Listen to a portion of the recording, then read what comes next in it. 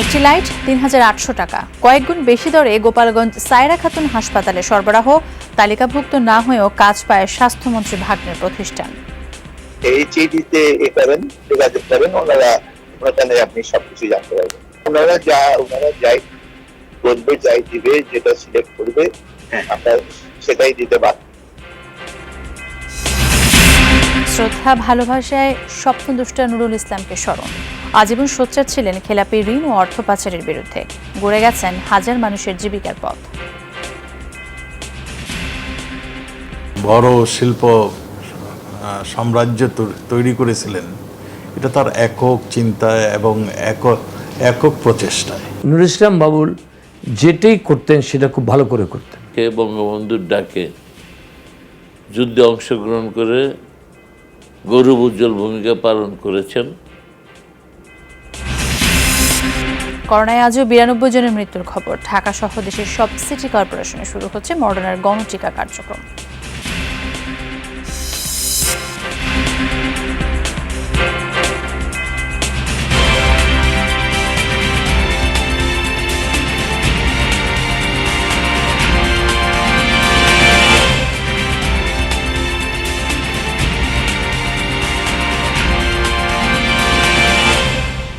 আমন্ত্রণ যমুনা নিউজ। এতক্ষণ শিরোনাম দেখছিলেন, আপনাদের সাথে আছি আমি শায়লা ইসলাম।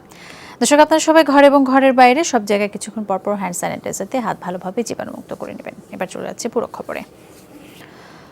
15 ওয়াট বাথরুম লাইটের দাম ৩,৮৪৩ টাকা, 18 ওয়াট সারফেস ডাউন লাইট ৩,৭৫১ টাকা। নির্মাণাধীন সরকারি হাসপাতালে এমন দরে বৈদ্যুতিক সরঞ্জাম সরবরাহ করছে স্বাস্থ্যমন্ত্রীর ভাগ্নের প্রতিষ্ঠান কসমো লাইটিং। পিডব্লিউডির তালিকাভুক্ত না হলেও বঙ্গবন্ধুর মায়ের নামে তৈরি হাসপাতালে এসব সরঞ্জাম সরবরাহ করছে প্রতিষ্ঠানটি। স্বাস্থ্য প্রকৌশল অধিদপ্তরের চাপেই কাজ দেয়া হয়েছে দাবি মূল ঠিকাদারি প্রতিষ্ঠানের।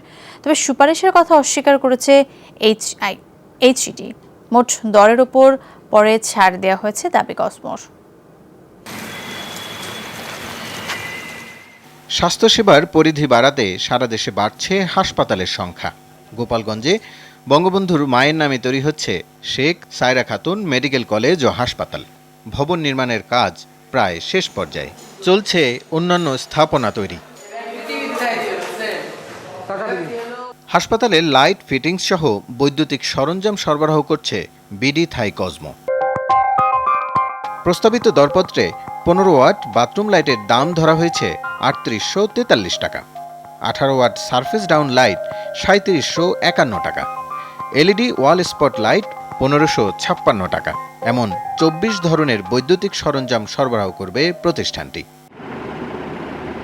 গোপালগঞ্জে ব্যবহারের জন্য চাওয়া লাইট ও ফিটিংস নতুন কিছু নয়, অন্যান্য হাসপাতালেও ব্যবহৃত হয় এসব লাইট।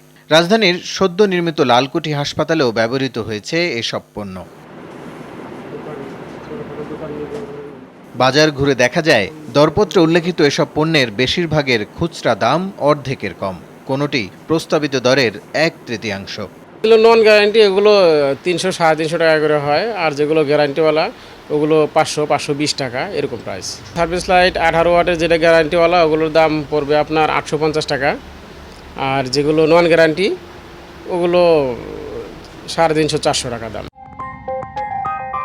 প্রতিযোগিতায় অংশ নেওয়া অন্য প্রতিষ্ঠানের প্রস্তাবিত দর কসমো থেকে কম।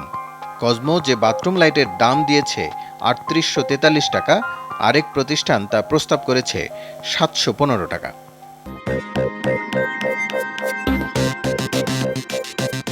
গণপূর্ত অধিদপ্তরে খোঁজ নিয়ে জানা যায় ফিটিংস সহ এসব সরঞ্জাম সরবরাহের জন্য পিডব্লিউডির তালিকাভুক্ত নয় প্রতিষ্ঠানটি। অন্তর্ভুক্তির আবেদন করা হলেও প্রক্রিয়া শেষ হয়নি। টিউবার বাল্ব দিয়ে বাসায় দেখেন না, আপনি ধরেন বাল্ব নষ্ট হয়ে গেল, বাল্ব কিনবেন, আর বাকিটুকু অ্যান্ডেস্টেড এখনো হয়নি, এটা প্রসেস আছে, রাইট অ্যাপ্লিকেশন করছে। ওই লাইট ফিটিংস আছে না, ব্র্যাকেট লাইট, টিউবলাইট ফিটিংস, এগুলো আসলে সহসা হবে না, আর এটা এখন আমরা করবো না, এটা চলে গেছে অর্থমন্ত্রণালয়। টেন্ডার বাণিজ্য অনিয়ম দুর্নীতির আরেকটি প্রচলিত শব্দ। এই খাতের অনিয়ম দূর করতে নেওয়া হচ্ছে নানান উদ্যোগ, তবু প্রভাবশালীদের আধিপত্য কমছেই না। এরপরও কসমোকে এই কাজ দেয় মূল ঠিকাদারি প্রতিষ্ঠান ওয়াহিদ কনস্ট্রাকশন। প্রতিষ্ঠানটির কর্মকর্তা টেলিফোনে জানান, স্বাস্থ্য প্রকৌশল অধিদপ্তরের সিলেকশনেই হয়েছে সব। এই চিঠিতে করেন, যোগাযোগ করেন, ওনারা ওনার চ্যানেলে আপনি সবকিছু জানতে পারবেন। ওনারা যাই বলবে, যাই দিবে, যেটা সিলেক্ট করবে আমরা সেটাই দিতে বাধ্য।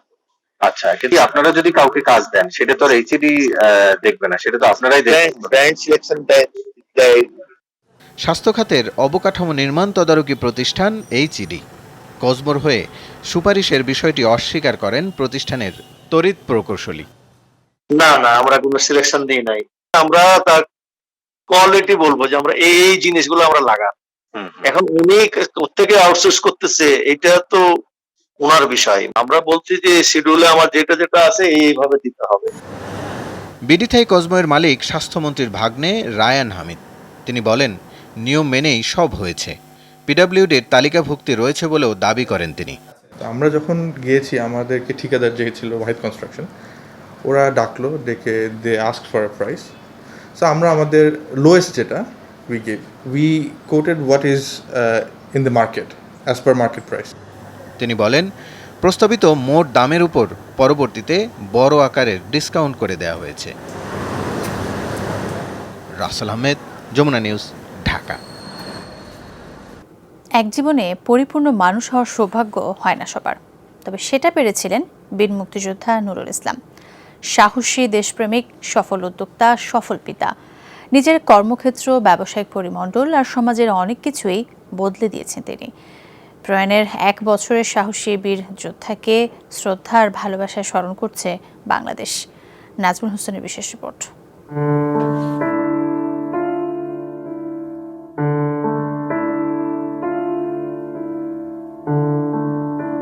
মাতৃভূমির কোলে ঘুমিয়ে আছেন বীর মুক্তিযোদ্ধা নুরুল ইসলাম।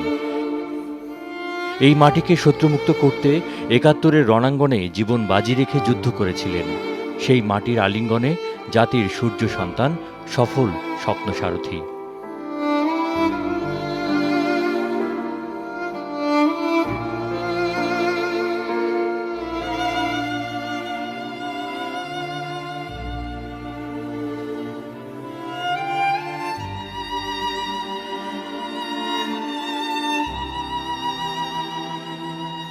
এক বছর আগে করোনার কাছে হার মানেন অদম্য নুরুল ইসলাম।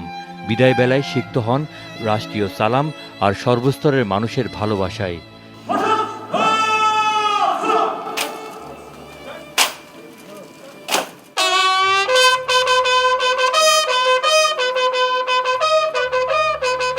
শেষ যাত্রায় মানুষের এই ঢল প্রমাণ করে অমর কীর্তি গড়েই বিদায় নিয়েছেন তিনি। বীর মুক্তিযোদ্ধা জনাব নুরুল ইসলাম বাবুল সাহেব আমাদের মহান মুক্তিযুদ্ধে জীবন বাজি রেখে বঙ্গবন্ধুর ডাকে যুদ্ধে অংশগ্রহণ করে গৌরব উজ্জ্বল ভূমিকা পালন করেছেন। বড় শিল্প সাম্রাজ্য তৈরি করেছিলেন, এটা তার একক চিন্তায় এবং একক প্রচেষ্টায়। একজন সফল দেশপ্রেমিক উদ্যোক্তার নাম নুরুল ইসলাম। সততা, নিষ্ঠা আর ধৈর্য নিয়ে এগিয়েছেন। অদম্য ইচ্ছা আর মেধাশক্তি দিয়ে সফল হয়েছেন।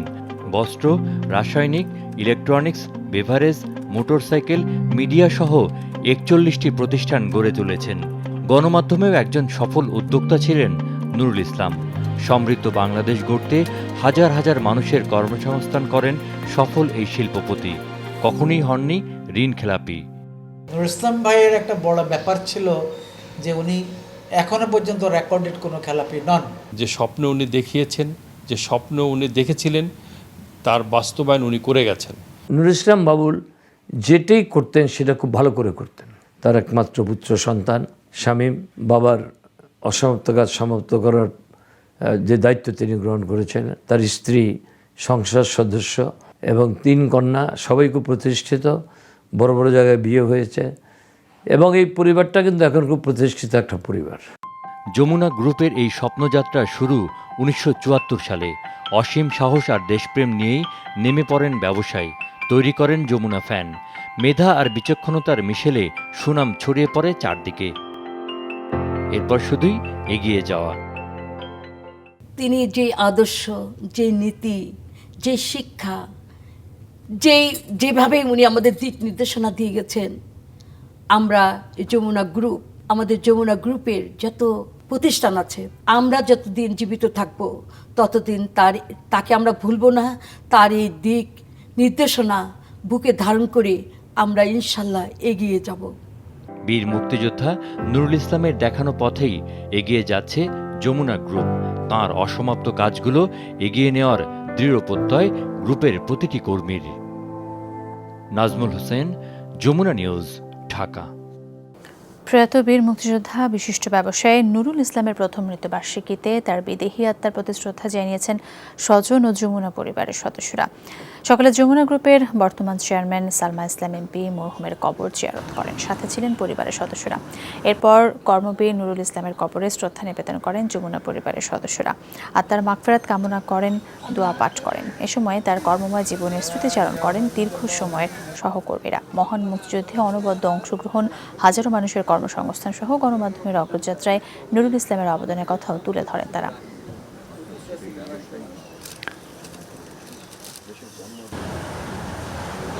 অনেক কিছু প্রচার করতে গিয়ে অনেক সময় অনেক বাধার মুখে পড়েছি, কিন্তু ওনার সাহসের কারণে আমরা সেটা করতে পেরেছি, এবং যে কারণে যমুনা টেলিভিশন একটি স্বতন্ত্র বৈশিষ্ট্য নিয়ে টেলিভিশন জগতে আছে এখনো। আমরা তার আত্মার মাগফিরাত কামনা করছি।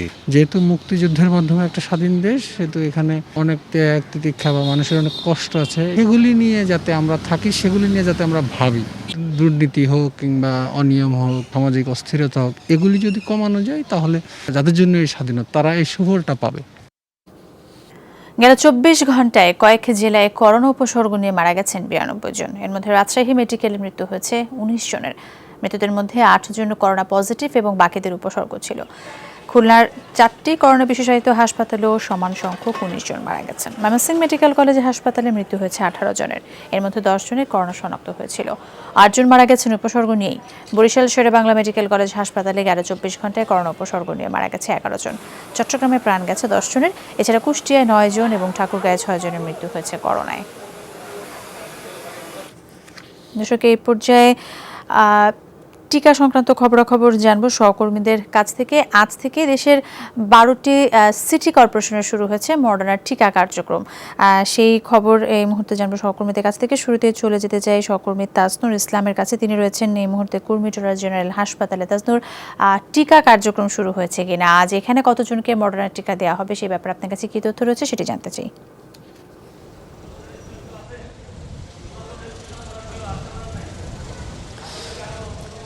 শাইলাম, রাজধানীর 7টি হাসপাতাল ছাড়া বাকি প্রায় 35টি হাসপাতালে আজকে একসঙ্গে মডার্নার টিকা কার্যক্রম শুরু হয়েছে। আমি এই মুহূর্তে কুর্মিটোলা জেনারেল হাসপাতালে রয়েছে এবং এখানে এখন অবধি ফাইজারের টিকা শেষ না হয় আজও মডার্নার টিকা কার্যক্রম তারা এখনও শুরু করতে পারেনি। এখানে মূলত যেটি করা হচ্ছে যে প্রবাসী কর্মী যারা বিদেশে যেতে ইচ্ছুক, যারা ভ্যাকসিন নিতে এখানে এসেছেন, তাদেরকেই মূলত টার্গেট করে মডার্না ফাইজারের ভ্যাকসিন এখন পর্যন্ত দেওয়া হচ্ছে। তবে এখানকার কর্তৃপক্ষ বলছেন যে এই ফাইজারের ভ্যাকসিন শেষ হয়ে যাওয়ার পর তারা মডার্নার ভ্যাকসিন দেওয়া শুরু করবেন। কিন্তু রাজধানীর অন্যান্য যে হাসপাতালগুলো রয়েছে সেই হাসপাতালগুলোতে এর মধ্যে মডার্নার ভ্যাকসিন কার্যক্রম শুরু হয়েছে, আমি খবর নিয়েছি। একই সঙ্গে এখানকার কর্মকর্তারা বলছেন যে এখানে প্রতিদিন 200 থেকে 300 মানুষ সারাদিনে মডার্ন ভ্যাকসিন এখানে নিতে আসছেন এবং মূলত প্রবাসী কর্মী যারা রয়েছেন বা বিদেশে যেতে ইচ্ছুক তারাই আসলে ভ্যাকসিন নিতে আসছেন। এবং কুর্মিটোলা হাসপাতালের কর্মকর্তাদের সঙ্গে আমি কথা বলেছি, মূলত তারা আমাকে এই তথ্যগুলো সকাল থেকে জানিয়েছেন। শায়লা। তাজনুর, ধন্যবাদ আপনাকে। এরপর যে চট্টগ্রাম থেকে আমাদের সাথে যোগ দিয়েছেন সহকর্মী আলামিন শিকদার। আলামিন, নগরের কয়টি কেন্দ্রে টিকা দেওয়া হচ্ছে আর মানুষের উপস্থিতি সেখানে কেমন সেটি জানতে চাই।